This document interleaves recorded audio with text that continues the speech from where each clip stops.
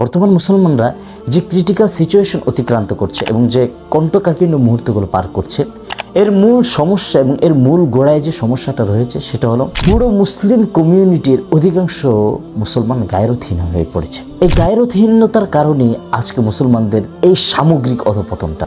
আপনি প্রশ্ন করতে পারেন যে এই সামগ্রিক অধঃপতনের সাথে গায়রতের সম্পর্কটা কি? দেখুন, গায়রত হলো এমন একটি অদৃশ্য শক্তি যে একজন মানুষকে সমস্ত অন্যায় কাজ এবং সমস্ত অনাচার কাজ থেকে তাকে প্রতিরোধ করে রাখে। শুধু তাই নয়, একজন মানুষকে তার দায়িত্ববোধ জাগ্রত করে তোলে, তার আত্মমর্যাদা জাগ্রত করে তোলে। আর যখন সমস্ত মুসলমানদের দায়িত্ববোধ জাগ্রত হয়ে যাবে, তারা তাদের আত্মমর্যাদা বুঝতে পারবে, তারা তাদের দায়িত্বের জায়গাটা এবং ক্ষেত্রটাকে যারা চিনতে পারবে, তখন তারা সফল হতে পারবে এবং সামগ্রিকভাবে সফলতা চলে আসবে। আমি আপনাকে আরেকটু বিশ্লেষণ করে বলছি। দেখুন, রাসূল আকরাম সাল্লাল্লাহু আলাইহি সাল্লাম বলতেছেন যে আল্লাহ তাআলা গায়রতবান মানুষকে ভালোবাসেন যারা অন্যায়ের প্রতি দৃঢ় থাকে। আপনি দেখেন, আপনি যদি একজন গায়রতবান মানুষ হন, তখন আপনি কি হবেন? আপনি অন্যায়ের বিরুদ্ধে দৃঢ় থাকবেন। আপনি যদি অন্যায়ের বিরুদ্ধে দৃঢ় থাকেন, এখন আপনার মতন যদি সমস্ত মুসলিম কমিউনিটি তাদের ভিতরে যদি এই আত্মমর্যাদা, এই দায়িত্ববোধটা জাগ্রত হয়ে যায় যে আমরা অন্যায়ের বিরুদ্ধে দৃঢ় থাকবো, তখন দেখবেন পৃথিবীতে অন্যায় অনাচারের মাত্রা কমে আসবে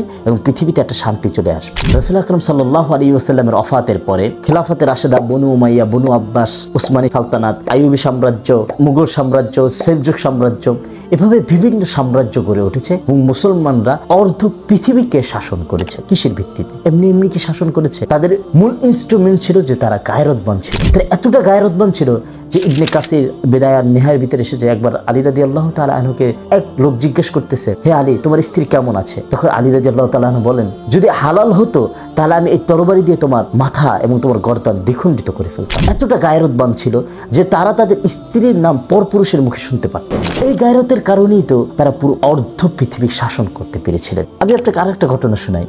হযরত আবু সুফিয়ান রাদিয়াল্লাহু তাআলা আনহু যখন সে মুসলমান হননি, যখন সে কাফের ছিলেন, মক্কার সর্দার ছিলেন, তখন সেই শাম দেশে যাওয়ার পর হিরাক্লিয়াস তাকে একবার আহ্বান করে যে তুমি আমার দরবারে আসো। আসার পরে তাদেরকে জিজ্ঞাসা করে যে তোমাদের আরবে নাকি নতুন একজন নবী এসেছে, তার ব্যাপারে আমাকে বলো, সে কেমন, তার চরিত্র নিয়ে বলো। তখন আবু সুফিয়ান রাদিয়াল্লাহু তাআলা আনহু একদম রাসূল আকরাম সাল্লাল্লাহু আলাইহি ওয়াসাল্লামের যে উন্নত চরিত্র ছিল, চরিত্রের মাধুর্যতা ছিল, তার সম্পূর্ণ পুঙ্খানুপুঙ্খানুভাবে উল্লেখ করেছিলেন হিরাক্লিয়াসের সামনে। কিন্তু একটা চুল পরিমাণ কথাও মিথ্যা কথা এবং বানিয়ে কথা বলেনি। কি কারণে জানেন? এই কারণে যে তার উপর যেন কোনো মিথ্যাবাদী এবং মিথ্যুক এই ট্যাগ লাগানো না হয় এবং তার সাথীরা যেন বলতে না পারে যে সে মিথ্যা কথা বলেছে, আবু সুফিয়ান মিথ্যাবাদী। অথচ সে তখনও কাফের ছিল। একজন কাফের হয়েও তার এত পরিমাণ গায়রত। আপনি আজকের দুনিয়ায় আসেন, আজকে মুসলমানদের এত শক্তিমত্তা, মুসলমানদের এত ধন সম্পদ, এত কিছু থাকা সত্ত্বেও, আজকে মুসলমানদের সমস্ত দিক থেকে উন্নতি থাকা সত্ত্বেও তারা কেন সেই